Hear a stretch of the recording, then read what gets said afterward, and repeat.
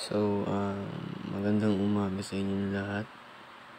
And sa aking mga classmate, magandang umaga. At kay sir, magandang umaga rin po. Pasensya na at nag-pre-recorded itong aking ginawa dahil nagkaroon lang din ako ng hindi maganda at emergency na nangyari bago sa araw na ito. Pero sa oras na ito, hindi ako ganun basta makapasok agad-agad, no? And ayun, pasensya na and sorry for the inconvenience. Sorry, pasensya na ho. So, itutuloy ko pa rin ho itong aming report ni Miss Rhea M. Abilino dahil ito ay sa aming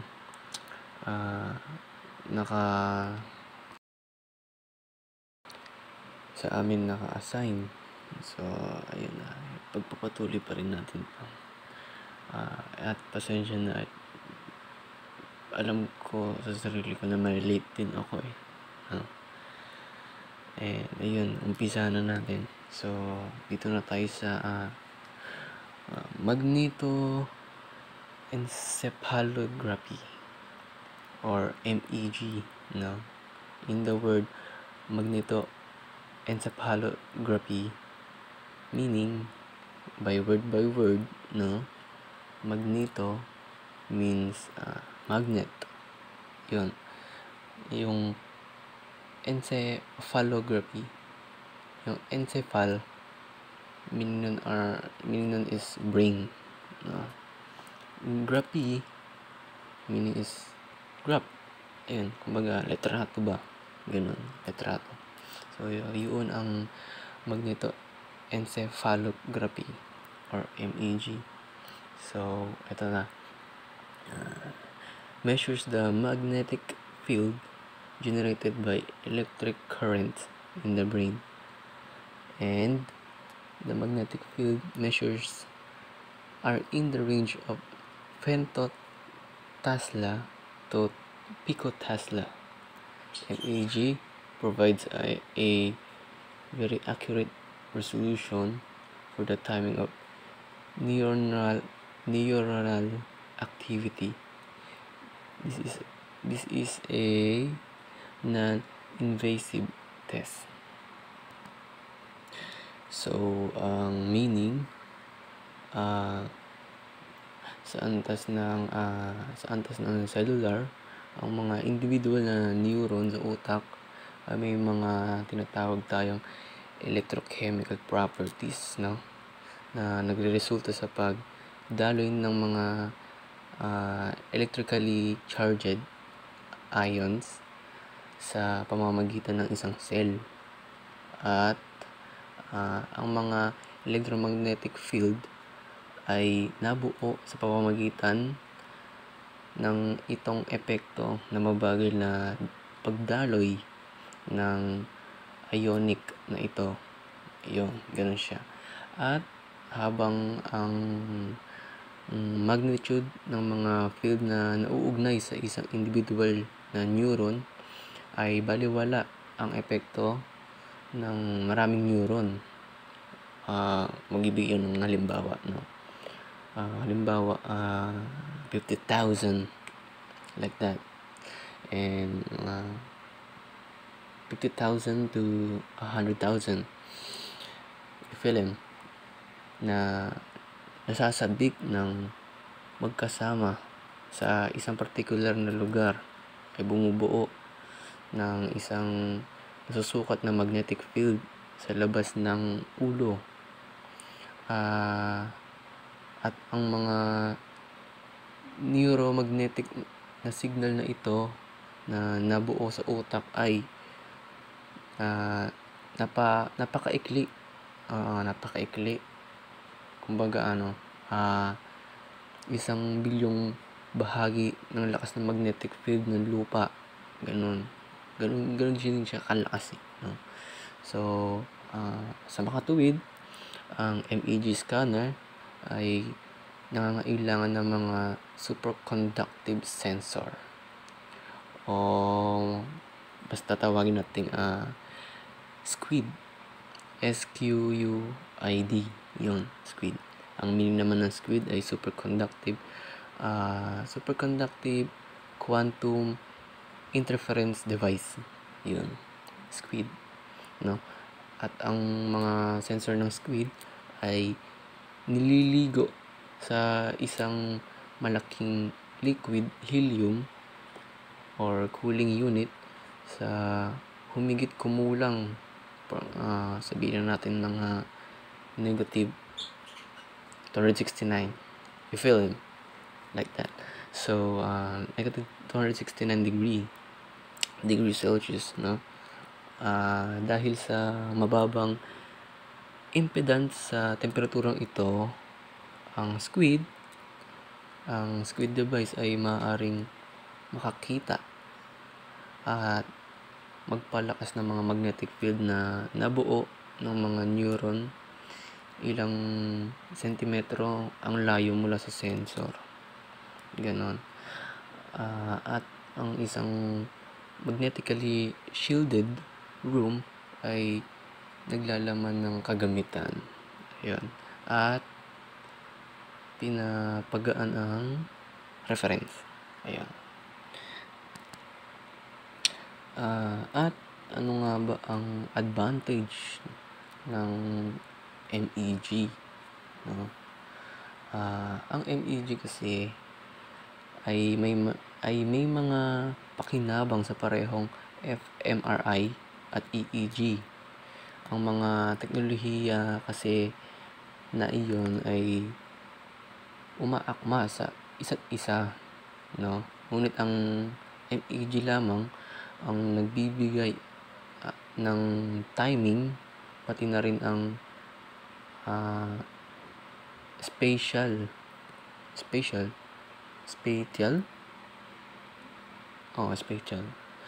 ng MFRI ay sumasalamin sa aktibidad ng utak ng hindi direkta at sa pamamagitan ng pagsukat ng oxygenation ng dugo na dumadaloy malapit sa mga aktibong neuron.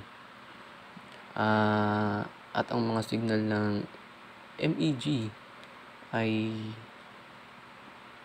direktang nakukuha mula sa neural electrical activity. Yun.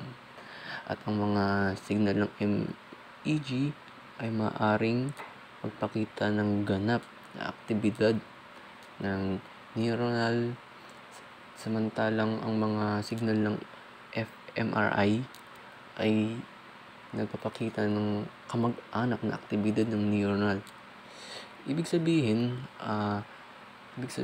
na ang pagsusuri ng signal ng fMRI ay palaging inihahambing sa sanggunian na aktibidad ng neuronal na nangungulugahan ito na ang MEG ay maaaring maitala sa mga natutulong sa paksa. Ganon. At ang MEG ay hindi gumagawa ng anumang ingay sa pagpapatakbo kasi ang fMRI at EEG, pag iyon ay iyong sinubukan, malakas ang ingay nun eh. Kumbaga yung karrrr, yung mga ganun siya. Sa MEG, silent lang ito eh. Diba? Mga tahimik lang yung mga pagpapatakbo ng mga makina nun eh. At hindi tulad ng fMRI, habang ang pagsukat ng fMRI ay nangangailangan ng kumpletong kawalan ng paggalaw sa paksa habang nagre-record. Ang pagsukat ng MEG ay hindi, no? Kasi magkaiba pa rin sila.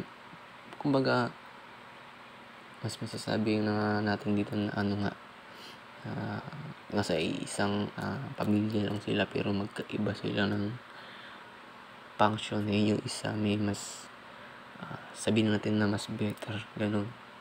So upang din na maigalaw ng mga bata ang kanilang mga ulo sa loob ng MEG helmet, no?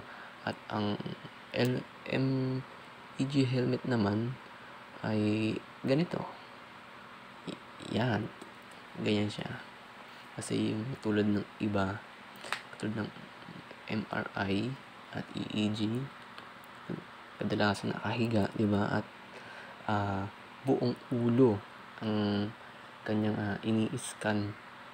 Samantalang itong MEG ay mismong ulo lang, di nga buong mukha mismong ulo lang, na kung saan ang ini-scan nito ay yung utak lang natin, no? At makikita rin sa larawang ito na yung utak lang din yung nasa graph, no? Utak lang din kasi yung hindi tulad ng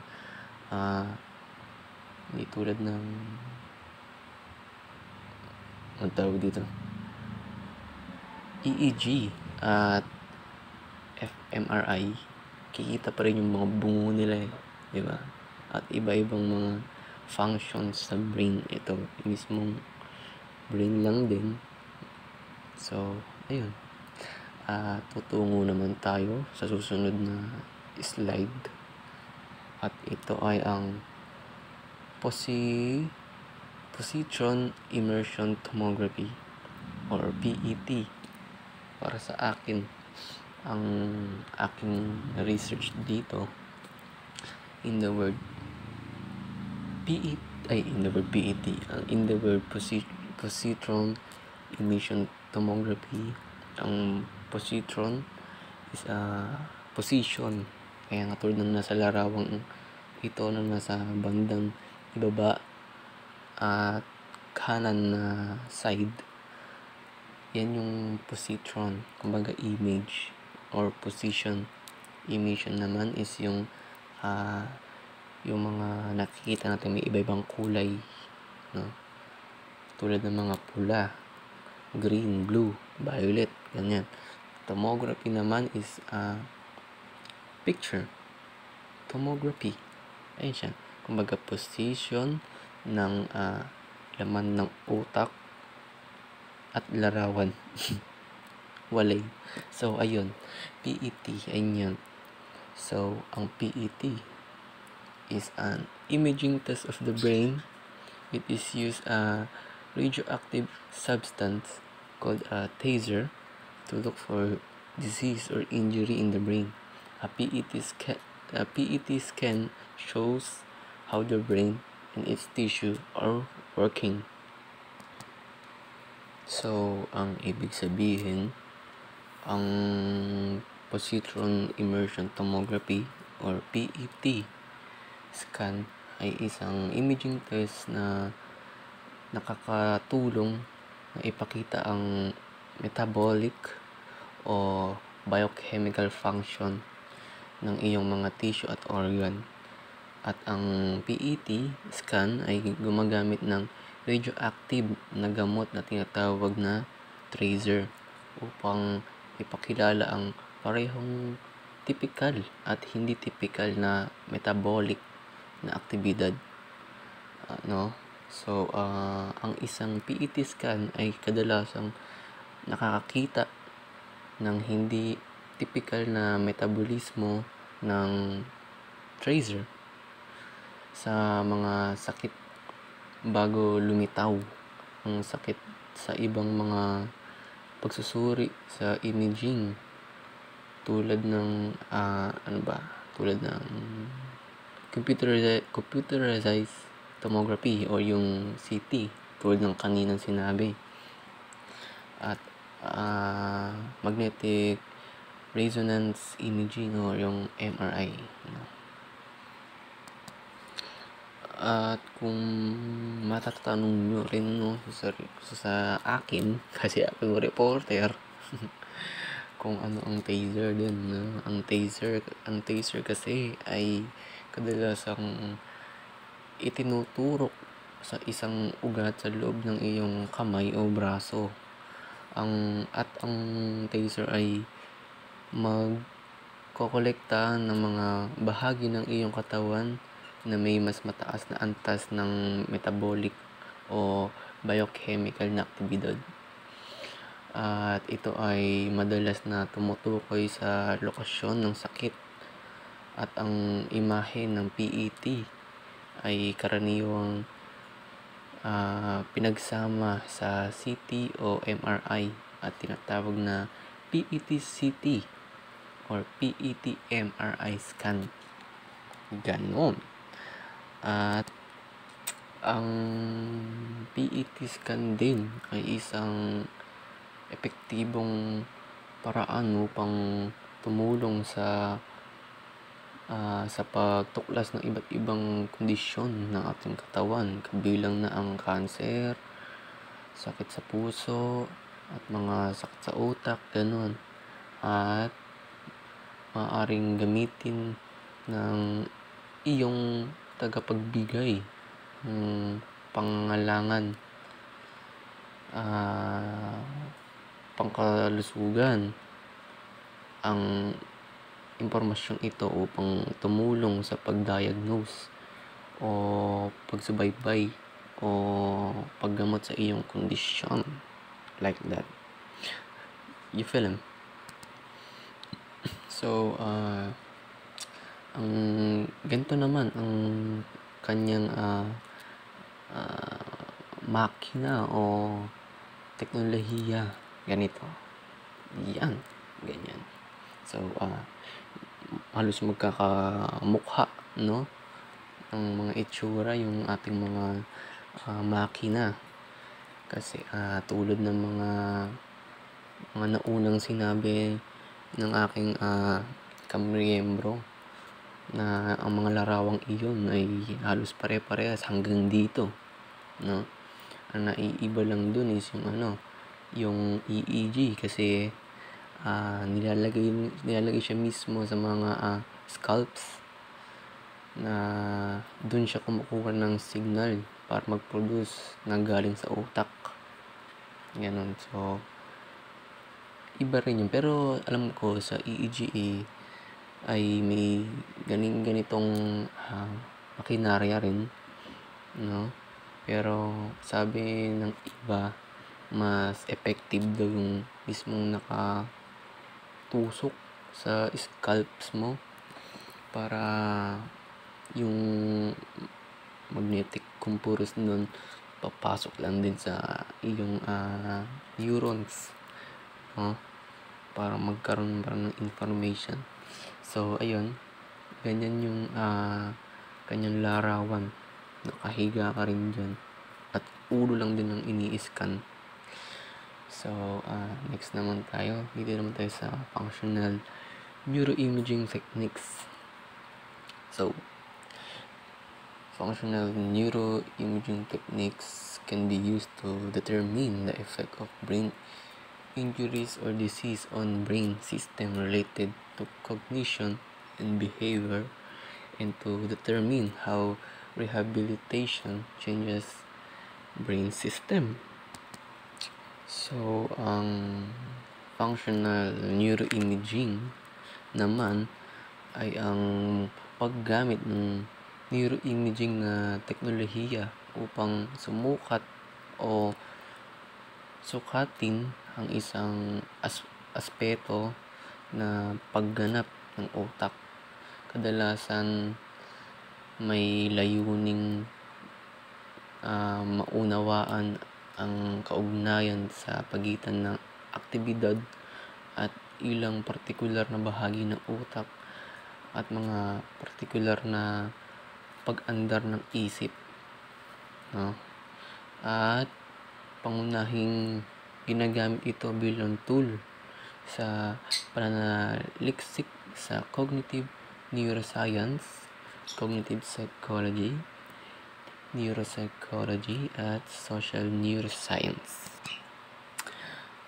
At mga At ang mga functional na neuroimaging techniques ay nagbibigay daan sa pagsusuri sa paggana ng utak ng tao at binago ang paraan ng pag-aaral natin sa neuroscience sa mga tao. So, posible na ngayong suriin kung paano gumagana ang utak at sa ilalim ng lubos na kinokontrol ng mga eksperimentong kondisyon.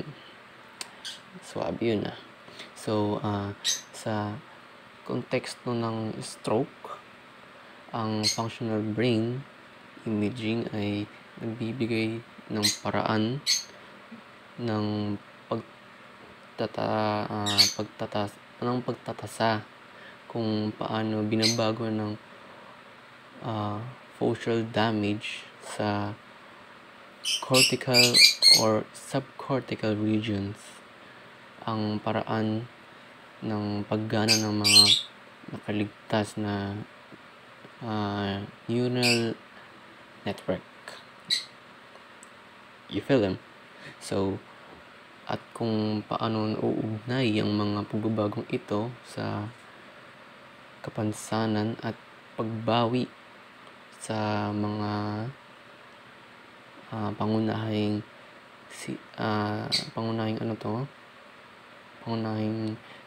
siyentipiko at lesion induced reorganization. So, ayun. Sana maintindihan niya kasi hirap din isipin eh. Yung ibang mga salita ang aking mga sinasabi din na aking naaalala din. So, ito na nga ay nagbibigay ng integra na insight sa kung paano gumagana ang utak ng tao sa paraang bihirang posible sa pamamagitan ng pag-aaral ng normal na paggana ng utak ng mag-isa. So, para sa mga clinical, ang pag-asam ng pag-unawa kung paano nababago ang mga nakaligtas na network sa utak ng facial damage at ang mga kasunod na paggamot ay kapanabik dahil dahil nagmumungkahi. Do you know what's nagmumungkahi? Okay, search na lang. So, ito ang paraan ng pag-aaral ng rehabilitasyon mula sa isang mechanical na pananaw. Dito, ang mga pag-aaral na nag-aambag sa mga pananaw na ito ay tatalakayin, lalo na't mula sa pananaw ng sistema ng motor at partikular na mahusay na ilalarawan. Naiintindihan. Charis. You feel them? So, dito naman tayo sa susunod na slide. At ito ang cranial trauma. So, ang cranial trauma is a brain injury usually result for a violent blow or jolt to the head or body. An object that goes through brain tissues such as bullet or shattered piece of skull also can cause traumatic brain injury. Traumatic brain injury may affect your brain cells temporarily. So, ang traumatic brain injury, ganon, isa siya sa mga mas kilala bilang TBI, traumatic brain injury, at na kilala rin bilang ah, intra ay intra intra intra intracranial injury. Intracranial injury ay isang pinsala sa utak na dulot ng panlabas na puwersa at maaaring uririin ang TBI batay sa kalub batay sa kalubhaan mula sa banayad na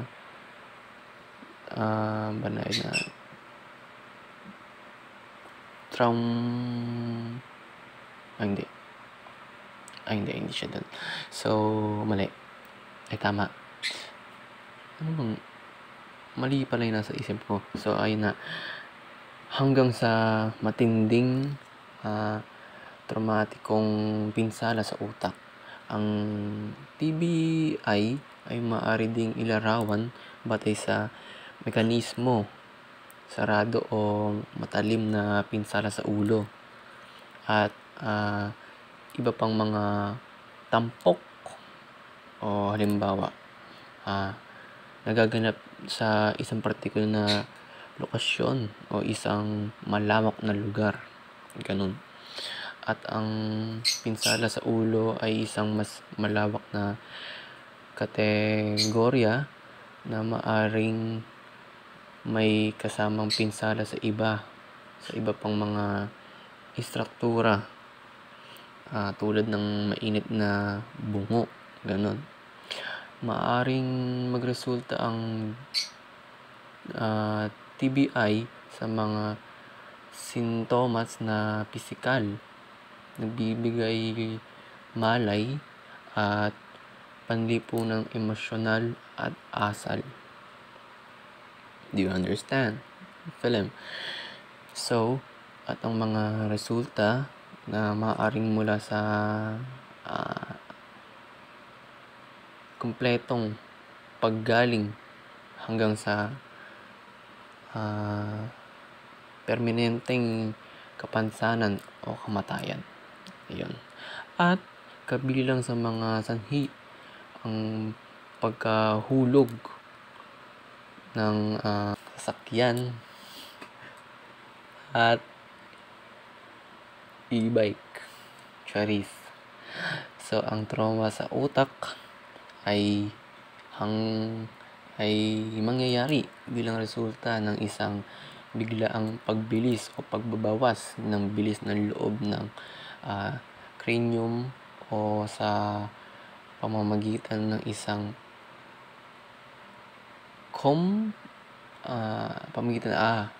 pamamagitan ng isang komplikadong kombinasyon ng parehong paggalaw at biglaang epekto.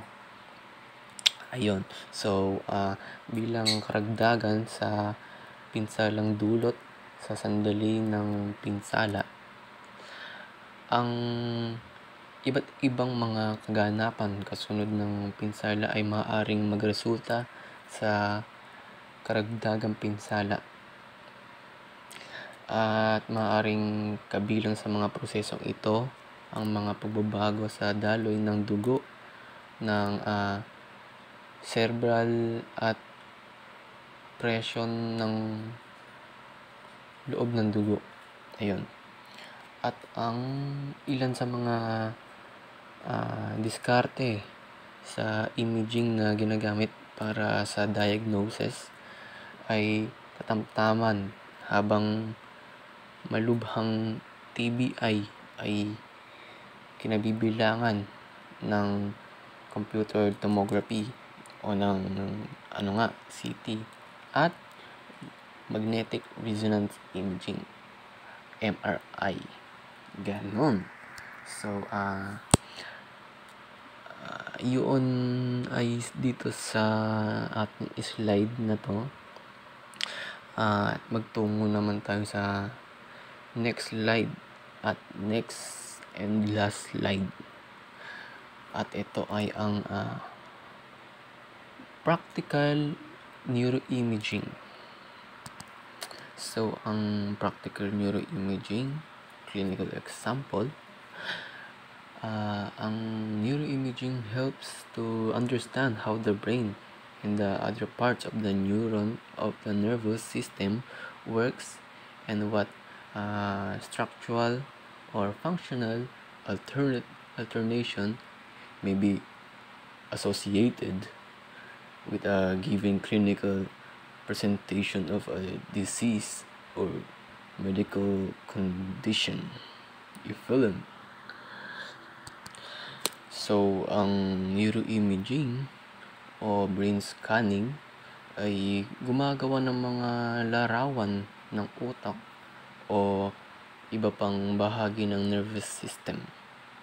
Ang mga kasalukuyang neuroimaging techniques ay karaniwang nagpapakita ng itsura at pag-andar ng utak. At ang neuroimaging ay mahalaga sa loob ng psikolohiya upang payagan ang malalalim na pag-aaral ng kung ano ang